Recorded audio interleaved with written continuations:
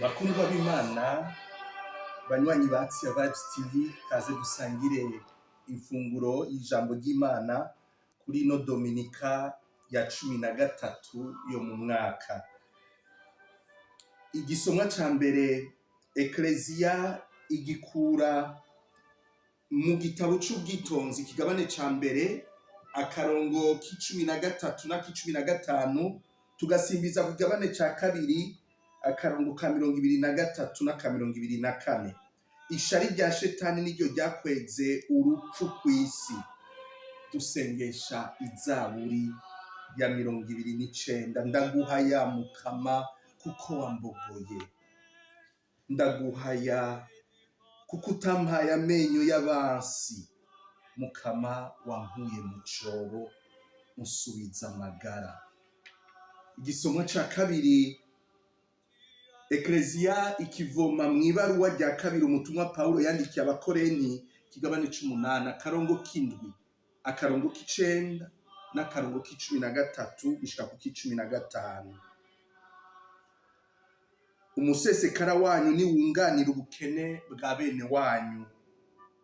Aleluya, aleluya. Umukiza wacu Yezu Kristu yaratsinze urupfu, aboneshereza ubuzima kubera inkuru nziza. Aleluya. Ibyo dusoma mu Njiri Nyeranda yanditse Mariko Mweranda kigabane ca 5 kuva ku karongo ka 21 gushika ku ka 43. Yezu agarutse hakuno mu bwato, abantu isinzi baramukikiza, nawe aguma ku nkombe. Haza rero umwe mu bakuru b'isinagoga yitwa Yayiro, abonye Yezu amugwa ku nyundo, aramutakambira ashimitse ati, akigeme kanje n'ubu koba kacikanye, ntabara uze ukankoreze ku kuboko gakire ndigapfe. Yezu rero ajana nawe nabo abantu igihugu bagenda baramubandanirako irya nino. Hagasangwa harimwo umugore yari amaze imyaka 12 agwaye umugongo, yari yarigeze kwivuza ku baganga benshi, biba mbere ari byo bimusonga. Yari yagize ukubikokorera no kubura mitende byagwanya ariho byunyuka. Aho yumviye ibyo bavuga kuri Yezu, amuca inyuma mw'ishengero ry'abantu amukora ku mutamana. Aho rero yibwira ati, ninahigwa ngakora n'umutamana wiwe nzoca nkira. Buno nyene ya ndwara icira yonga, kandi nawe yumva mu mubiri ko yakize bwa bumuga. Buno nyene Yezu aca yiyumvamo ubushobozi bumuvako, ahindukira mw'ishengero arabaza ati, ninda nkoze ku mpuzu? Abigishwa biwe bati, ubona iri shengero ry'abantu bagenda barakugwako, hanyuma ubaze ngo ninda nkoze ku mpuzu? Ariko wareraguza hose kugira abone umwe yari yamukoze. Nyamugore we yarazi ibyabaye, ubwoba buramutekera, aza arajugumira, yikubita ku nyundo ziwe, aramwiganira byose. Yezu nawe amubwira ati, ukwemera kwawe kuragukijije mwananje, igira amahoro, ukire neza ubumuga bwawe. Ataraheza no kuvuga, abantu ba wa mukuru w'isinagoga baraza bamubwira bati, umwana wawe yahwereye, ntiwirigwe urazembagiriza ubusa umwigisha. Yezu yari yumvise iyo mbitsi, abwira nyamutware w'isinagoga ati, ntusimbwe n'umutima, emera gusa. Araheza ntiyagira uwakundira ko bajana atari Petero na Yakobo na Yohani mwene wabo na Yakobo. Bashitse mu nzu y'umukuru w'isinagoga, Yezu abona abantu bakubita irya nino barira bavuza amaruru. Arinjira ati, ubwo rwamo n'ayo marira n'ivyiki?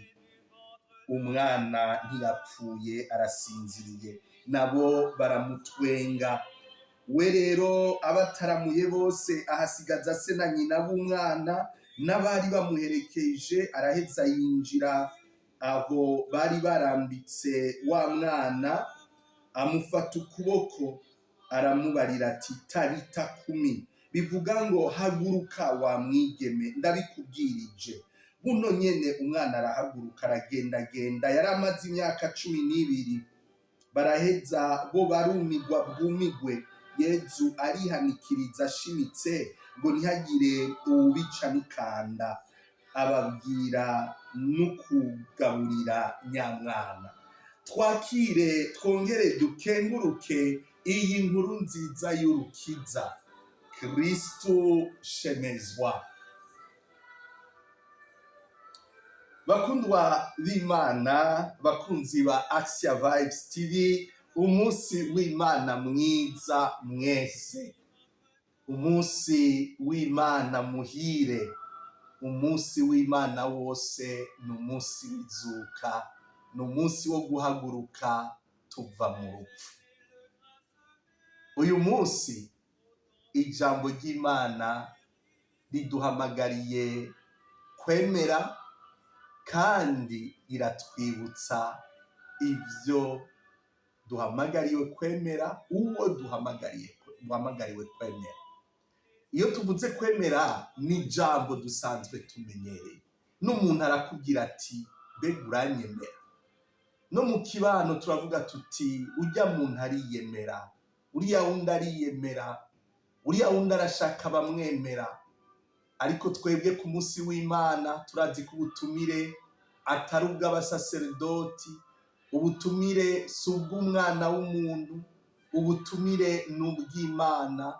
Niyo ikwiye icubahiro, niyo ikwiye kwemegwa ubu n'imyaka yose, ninye n'inganji n'ubu ninahazo. None uyu munsi ijambo ry'Imana riramurikira uko kwemera kwacu mu majambo y'Imana twumvise.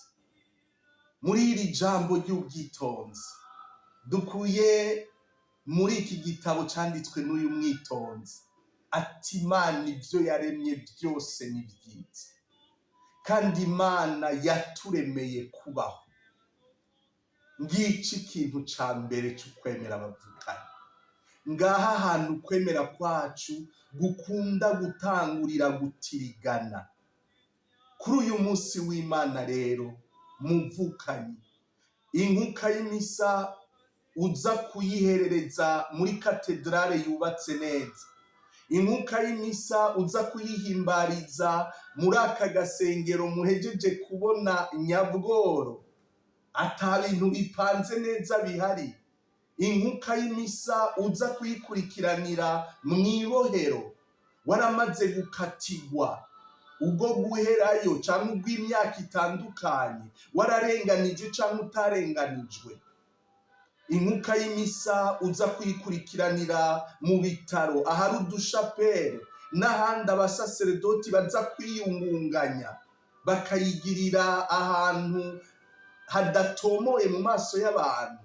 Aho hose uza guhimbariza inkuka y'imisa, ntuze kwitiranya Imana n'ibyo uza kubona aho uza kuyihimbariza. Ziza kuba inzahabu ziri mu masengero asharije rwose, biza kuba ubunywenywe, ubucafu bwabo hasanzwe muza kuyiherereza. Ntuze kwitiranya Imana yagutumiye n'ibyo biri iruhande, kuko Imana yagutumiye ni Imana yakuremeye kubaho. Aho uri hose, aho uyihimbariza hose, ni Imana yakuremeye kubaho. Naho uyu munsi woba wugarijwe n'indwara zagutumye wiruka hirya no hino, ugatanga amahera menshi, Imana ntuyitiranye n'iyo ndwara ikubabaje, iriko iragutuma ugurisha utuntu n'utundi. Iyo Mana yakuremeye kubaho. Ngiki cyo twemera uyu munsi. Naho woba wabuze uwukunda, akigeme kawe k'imyaka 12, agahungu kawe, umumama wawe ukunda cyane, umupapa wawe ukunda cyane, uyu munsi usubire wibuke ko ukwemera kwawe kuri mu Mana yaremeye uwo wabuze kubaho, kandi kubaho ubuzima buhoraho. Iyo Mana rero ntiyagumye mu gicu, niyo uyu munsi imanuka kuri altari zose kugira ngo muhure muri ico ubayemwo. Uyu munsi ni wewe Yayiro, uyu munsi ni wewe mupfasoni wugarijwe n'ingwara gutuma uharigwa ivomo, ukugwa mu kibano, utakaza twose.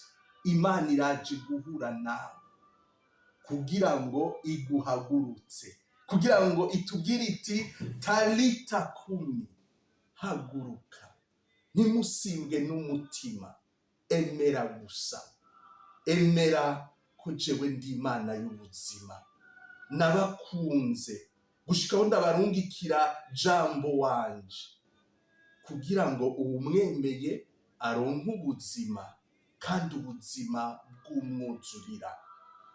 Ntimusimbwe n'umutima, emera gusa, emera ubwo buzima Imana yaremye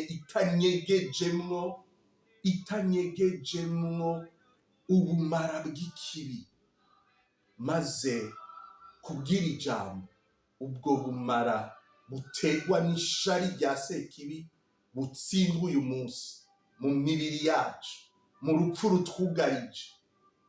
Uyu munsi kwemera Yesu Kristo bigukize, binkize, kumwe na Petero na Yakobo na Yohani n'abavyeyi bakakigeme kari kashengeye, natwe tuba batumwa bw'ubuzima buronka uwo wese yemeye Yesu akamwizigira. Ntusimbe n'umutima, emera gusa, uheze kumwe n'umwanditsi w'Izaburi uririmba uti ndaguhaya Mukama, ntiwampaye amenyo y'abasi, Mukama wankuye mu cobo, Mukama wansubije amagara. Ntaba amajambo gusa, ariko biranguke n'izina rya Yesu. N'izina rya Yesu, haguruka uyu munsi ube icabona c'ubuzima. Umunsi w'Imana mwiza mwese, umunsi w'Imana w'izuka. Gira Imana, gira ubuzima, gira Yesu na Mariya.